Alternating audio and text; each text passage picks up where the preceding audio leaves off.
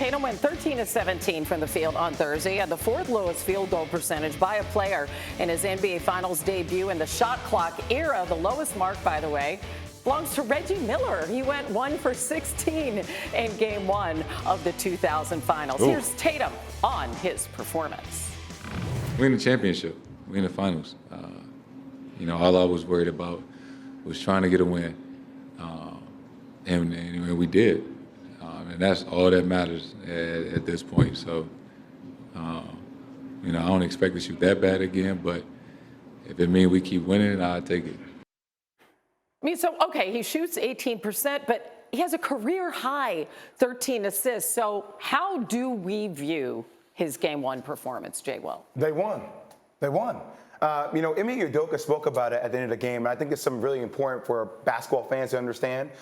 There are a lot of times I feel like earlier in Jayson Tatum's career, the only way he would impact the game would be by him scoring the ball. And you learn as you become older in this game that you can impact the game in a variety of ways, your effort on the defensive end and your ability to get the ball to people to make the right decisions. And sometimes it feels like even with guys like LeBron James, like he would get criticized for making the right plays, but that impact, because the position of success it puts your teammates in for them to capitalize on, is something that's extremely understated in sports, in my opinion. And that's what Jayson Tatum was able to do last night.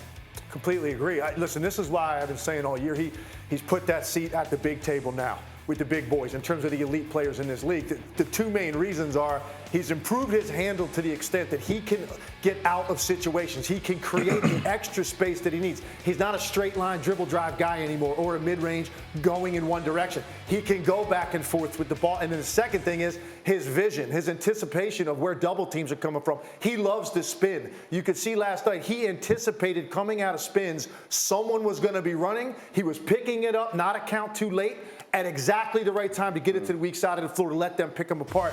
Those are the two biggest areas of improvement, and that is why this guy now is an all-league player. He's an MVP candidate, I think, going forward every single year. You saw it on display last night. And Vince, how hard is it to focus in on the things that JayWill and Tim were just talking about when you're not hitting? How hard is it to put that frustration in the back of your mind?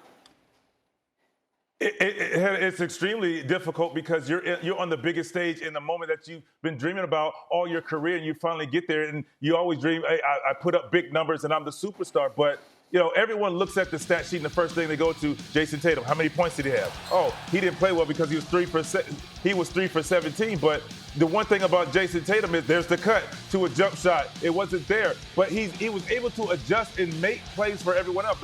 Like I think JayWill and Leg said, his growth, understanding the moment. And if you're a star player like Jayson Tatum is, you understand, okay, my shot's not working. How else can I impact the game for us to win? And he did that. He also had his teammates stepping up, particularly as we showed in the fourth. Everybody from White to Horford to Brown and then some. On the other side, though, Steph Curry didn't have a lot of help. We talked about this earlier. Who do you think should be stepping up for the Warriors? I mean, look, first off, Kevon Looney's been playing well the entire playoff series, right? Him and Draymond Green can't combine for 8 points. And the biggest key for me is, look, Klay Thompson's different. Like, Klay Thompson's not going to put the ball down the ground. He's not going to beat you with his explosion. So, we always talk about, how would Boston be a young team, their first NBA Finals? Okay, Jordan Poole, his first NBA Finals. And to me, Legs, and we feel that sometimes there are times in my career where I've been sped up. I play really too fast. I'm trying to make everything happen. I mean, he was minus 19 last night. He led all players on each team.